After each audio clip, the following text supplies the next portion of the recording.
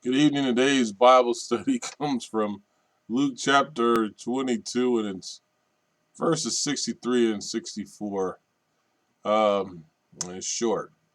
The men who were guarding Jesus began mocking and beating him.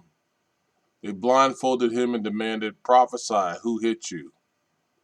And that they said then they said many other insulting things to him. Um, this is the part when Jesus was mocked by the guards, and we're going to continue with the rest of it. But just know that this is a time when Jesus was getting mocked and beat prior to even the crucifixion. And the beating that Jesus was taking was going to be bad. But this mocking, if you listen to the guards, they began beating him while they were mocking him. They were calling him this and that and beating him. And then they blindfolded him. Now, it's already hard enough to get beat when you can see it, but let somebody blindfold you and beat you and not know where the hits are coming from. And then they demanded, because they were pretty much making fun of him and saying things that he didn't have the capability to do in their mind. When they blindfolded him, they said and demanded, "Prophesy, who hit you?"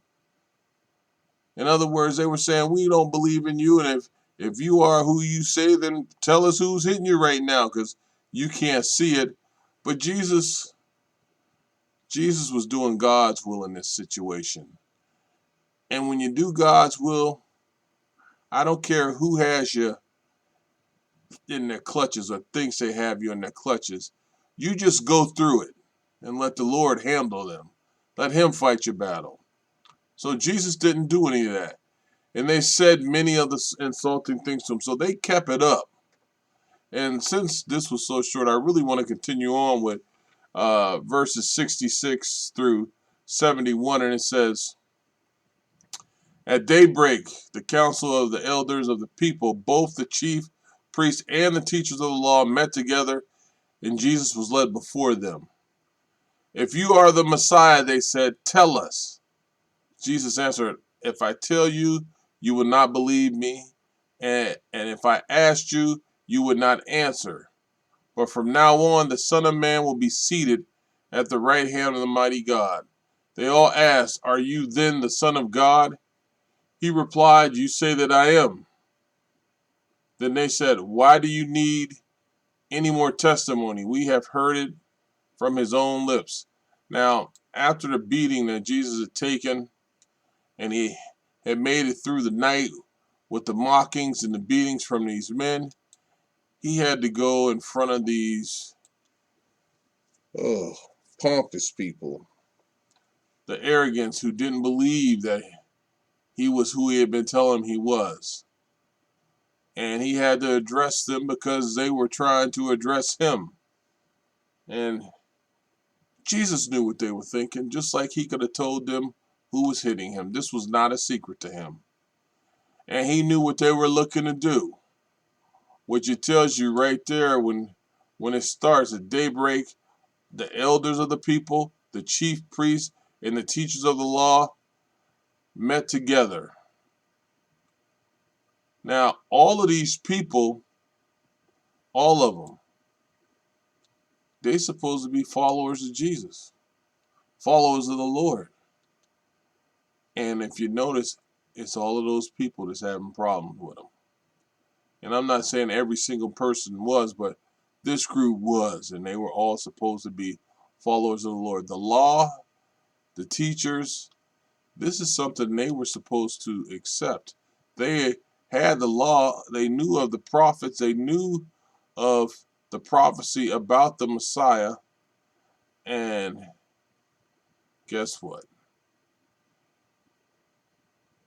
They couldn't do it. They couldn't get over it. So this all happens, and they come up to him. And as soon as it was day, the elders of the people, both chief priests, scribes, came together and led him into their council, saying, as soon, Jesus, tell us Tell us. If you are the Messiah, they said, tell us. See, they were questioning it because they were doubting. Jesus knew who he was. Now, if you look at it, the order of the events, they came in a certain order. He was brought to the home of Annas, the ex-high priest, and the power behind the throne of the high priest. If you look at John 18:12 through 14, then the detachment of troops and the captain and the officers of the Jews arrested Jesus and bound him, and they led him away to Annas first, for he was the father-in-law of Caiaphas, who was high priest that year. Now it was Caiaphas who advised the Jews that it was expected that one man should die for the people.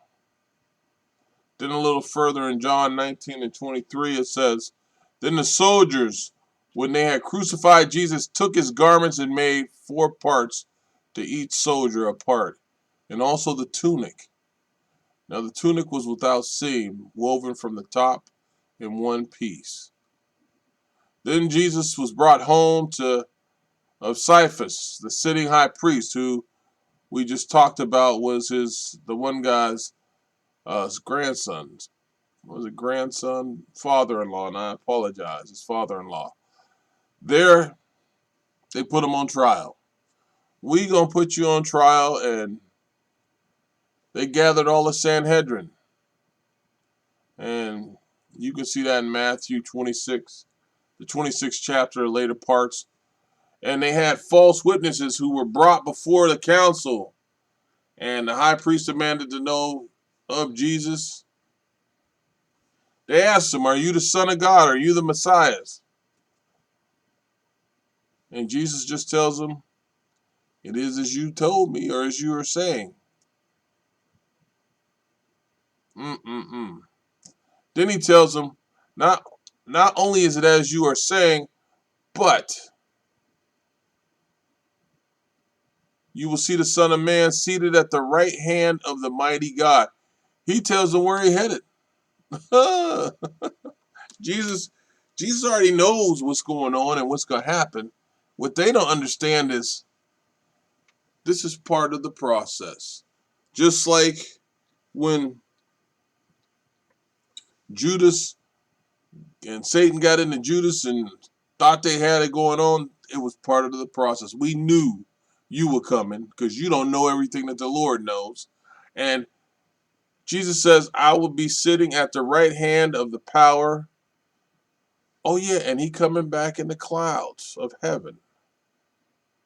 And the high priest didn't like that answer, so he tore his clothes. And you have spoken blasphemy, Jesus. We need more people to talk about you. So the elders of the people, both chief priests and scribes, came together and led him into their council.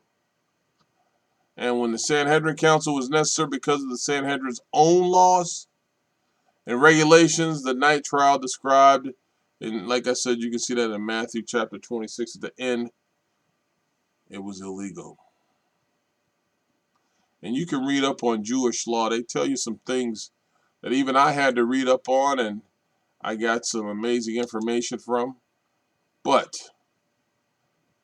if you are the Christ, tell us. But he said, to them, if I tell you, you ain't gonna believe me. You ain't gonna believe me. And if I also ask you, you will by no means answer me or let me go. So after this, the Son of Man will sit on the right hand of power of God. And they all said, are you then the Son of God? So he said to them, you are rightly say that I am. And they said, what further testimony do we need? For we have heard it ourselves from his own mouth. And what they're saying, they wanted to hear it from Jesus, that he is Christ. They wanted to hear from Jesus himself. They wanted him to claim himself Messiah. And this was truly just a surface thing for them, because They had already claimed him to be guilty. This was an illegal trial they were doing. And it was actually held the night before. So there was no need for Jesus to answer this. And he tells them, if I tell you anyway, you fools ain't going to believe me. He didn't say fools, but that's just added by me. But they weren't going to tell him. If he told them, they weren't going to believe him. And under these circumstances, we already know in this illegal trial, Jesus was found guilty. So here, after the Son of Man will sit on the right hand of the power of God, this was just saying the same reply Jesus gave to the high priest at the earlier trial. Jesus had warned them that though they sat in judgment right now of him, one day he was coming back and he was going to judge them. And his judgment was going to be permanent. See, their judgment was to lead him to the cross, but he was resurrected. When Jesus judges you, you're going to have permanent life, permanent damnation. Hereafter, when the hereafter comes, it's just telling you it's going to be all that when Jesus comes. When he faces his enemies on the second round, see, he came in as the lamb, docile, loving, compassionate, all of those things. But when he comes back, he going to be a lion. And you can go up and try to fight him if you want to. As it tells you in the book of Revelations, there will be blood up to the bridle of the horse. That means up to the part that clamps into their mouth. But you're not going to beat them. You never could. There's no reason to. But man is foolish. Man has man's own plans. Man has man's will. We keep going for our way and not Yahweh. We're going to be in trouble if we are not with him. What further testimony do we need? And just don't forget when it says of the power. Power is just another way that the Jewish people didn't say the name of God, the sacred name of God. That's what power is. That's all the power. What further testimony do we need? When they got to that, it was a daytime trial. And they weren't going to need to find any more testimony against Jesus because the nighttime people had contradicted themselves. If you look at Matthew 26:59 through 60, now the chief priests, the elders, and all the council sought false testimony against Jesus to put him to death. In other words, they lied. They went and got people to lie, but found none. They couldn't find anything.